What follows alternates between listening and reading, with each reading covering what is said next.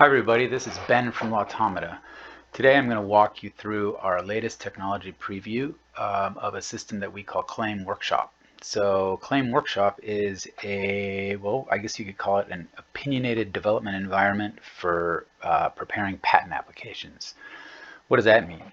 Well, you can still prepare an application using Microsoft Word, but we think there's a better way to do it. And we think that the right way to do it is to start by modeling your invention. And you model your invention by sort of writing something that looks like patent claims, because that's natural for us.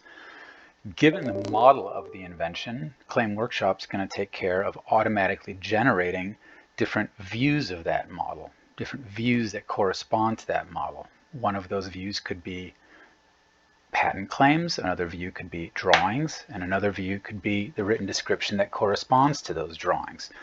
So let's jump right in here. So when you start ClaimWorkshop, what you're going to see here is sort of like a template kind of claim set to get you started, but I'm going to get rid of it so that we start from a blank slate.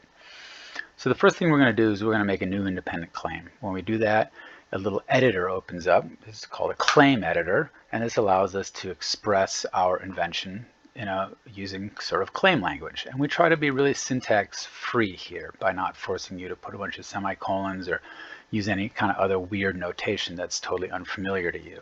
So let's go ahead and write a simple claim. A method for packing a lunch comprising, and we can tab over and start adding method steps here. So it might be selecting a fruit, making a sandwich, and packing the fruit and the sandwich in a container, something like that.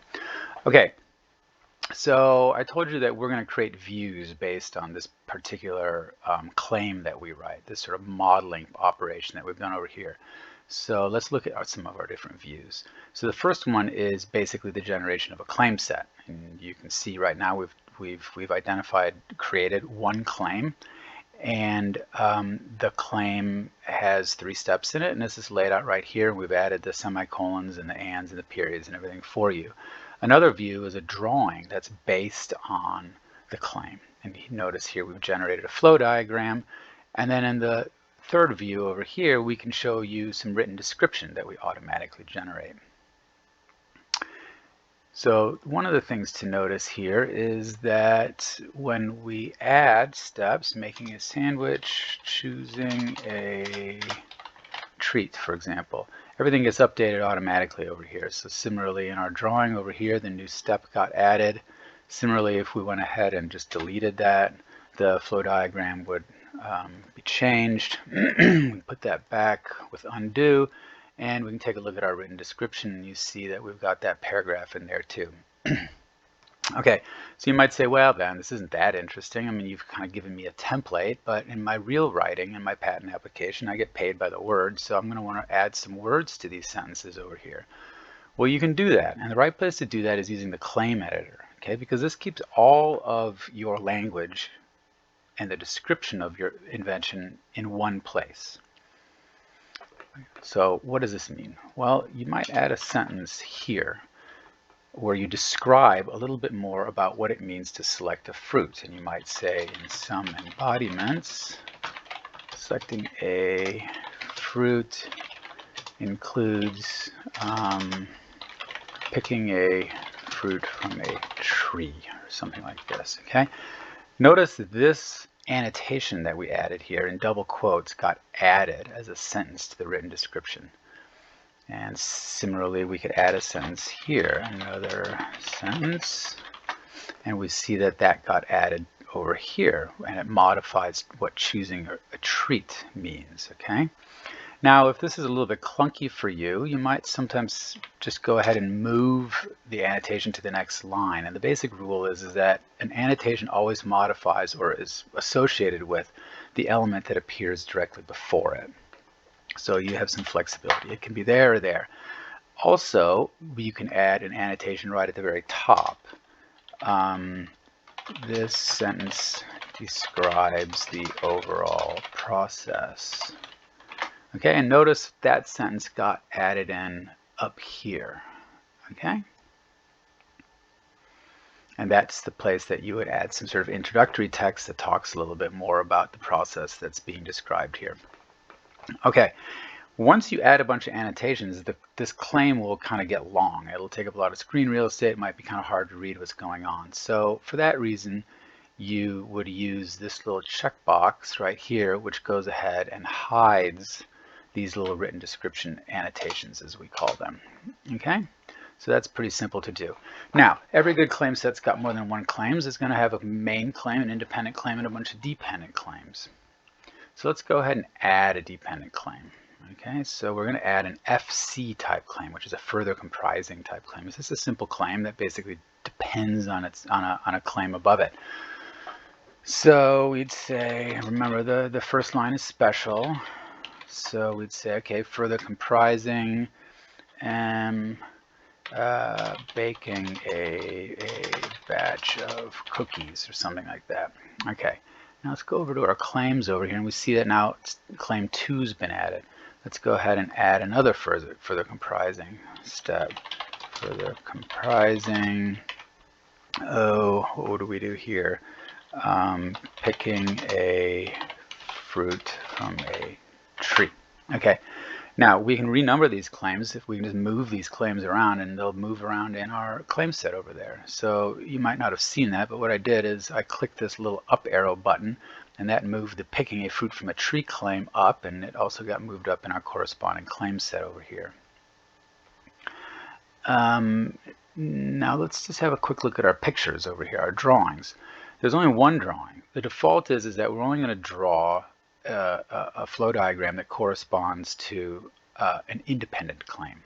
Okay, so if we created another independent claim down here, notice that it's now created a sort of a kind of dummy drawing there for making a meal comprising step 1 and step 2. Okay, so I don't have to keep boring you with figuring out what different steps could be here.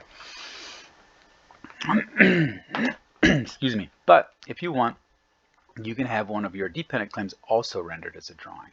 And to do that, we would check the little draw box here. And now notice we have a figure 3b here, which is the process of figure 3a00 further comprising. So it's basically extending this process up here, and it adds the additional step. Okay, so let's go ahead and just delete this one right here, and let's delete this one right here. So we have a little bit of space here. The next thing we're going to do is we're going to create a wherein type claim. To make a wherein type claim, we have to learn a little bit about entities.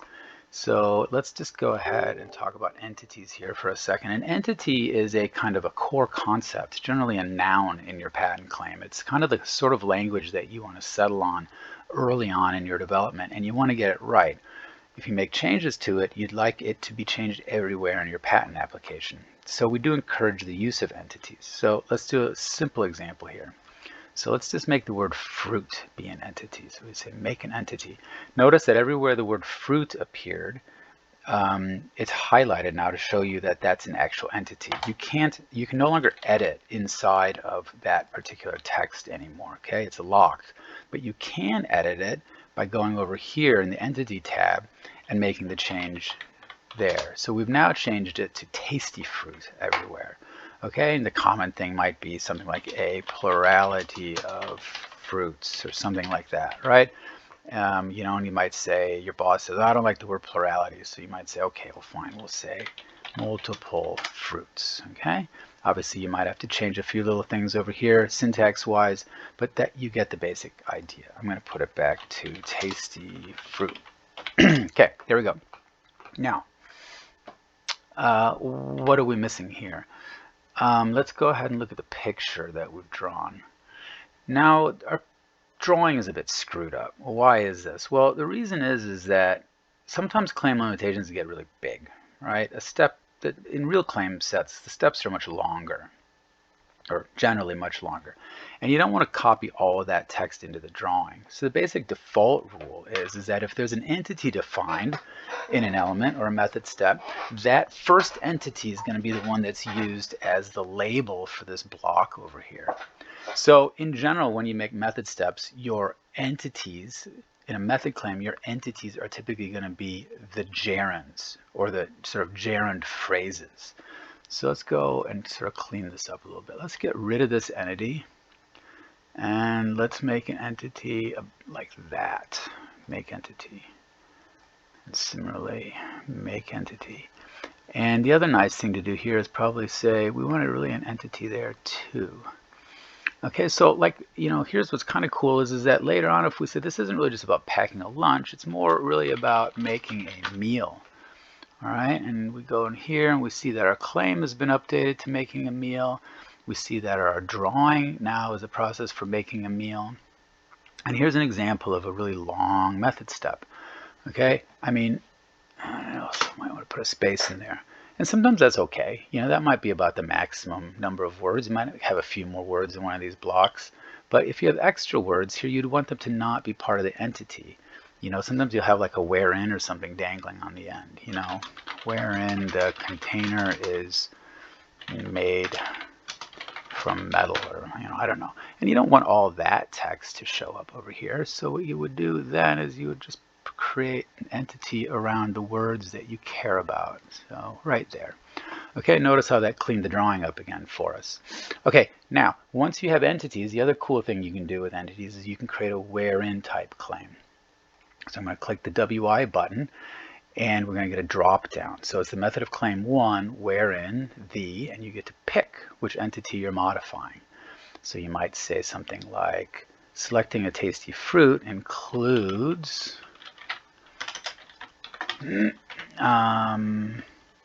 placing a ladder at a tree, picking how about the fruit from the tree. Okay, and let's go ahead and just draw that because it might be kind of cool to see that. And similarly, by now we have 3 drawings, 3 claims. We come over here and we see in the written description we have figure 3a described with blocks basically 01 through 04. We have figure 3b described, and we have figure 3c described. This will grow as our patent application grows, as our claim set grows. Okay, what are some of these other buttons over here? We've learned about what show WD means. We've learned about what draw means. Let's talk a little bit about this checkbox here, which is claim. In some strange cases, not really strange, but sometimes you want to write a claim, you want to model a part of your invention that's mainly for explanatory purposes. It's not for claiming. The reason, for example, you might have an overview flow diagram, and you're not actually going to claim that, but that's there to help kind of guide the reader.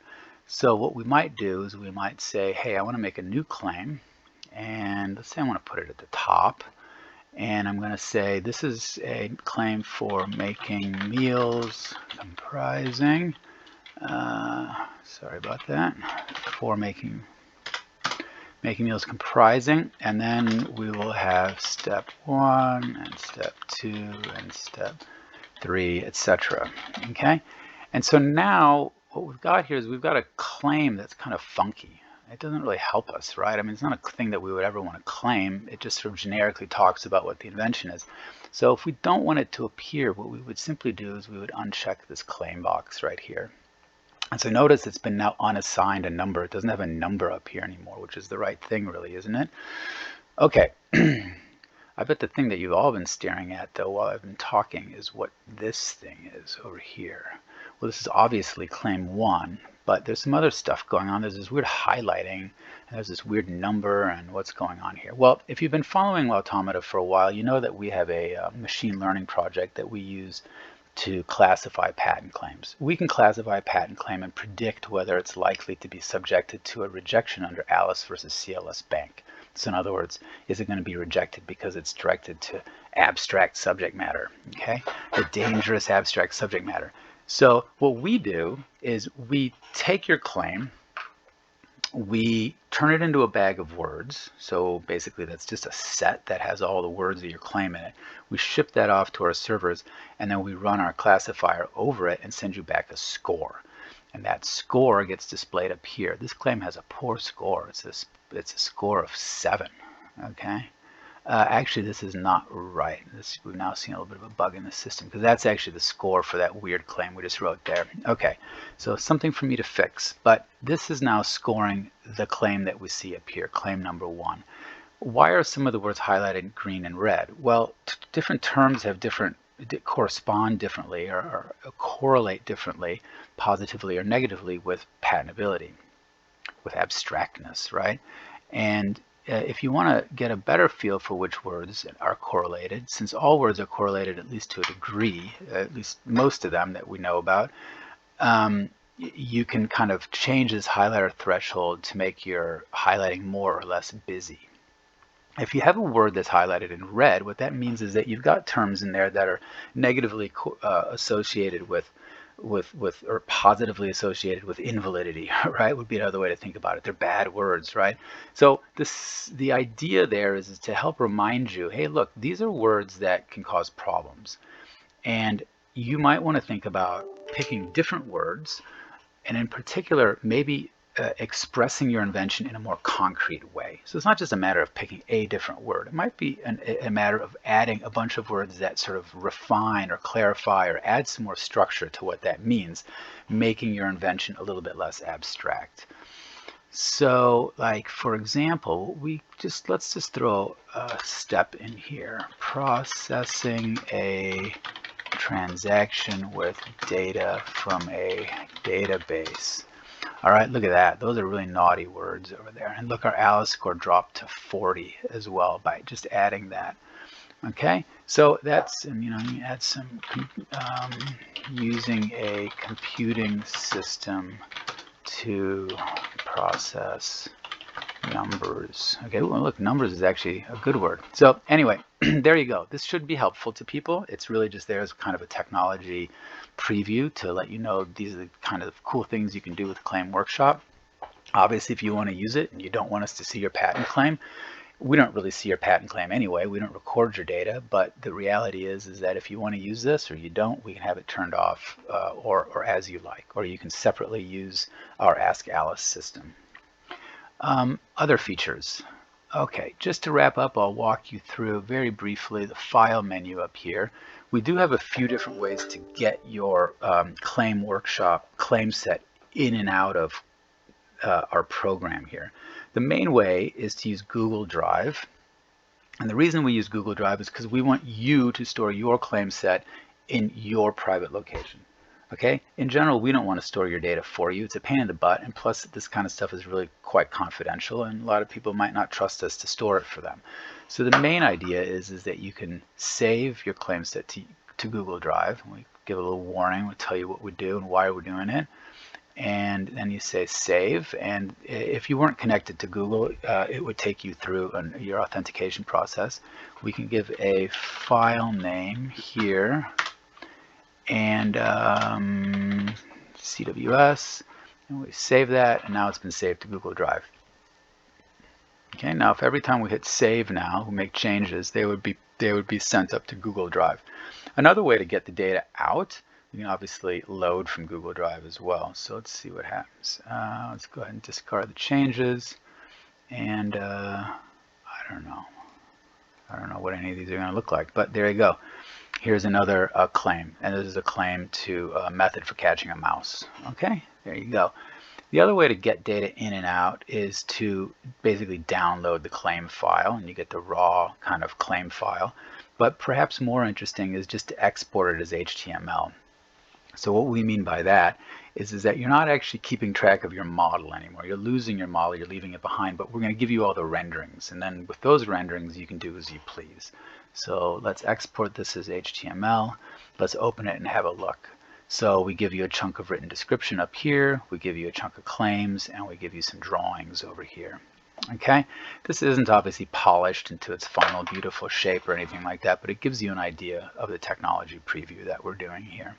The final aspect would be over here, and where this is a work in progress, is to integrate with a running Microsoft Word process. Okay, this is in the prototype stages right now, but the idea is that every time you click this button, what would happen is the rendered portions, the claim set and the written description, would be injected into special places inside of your patent application.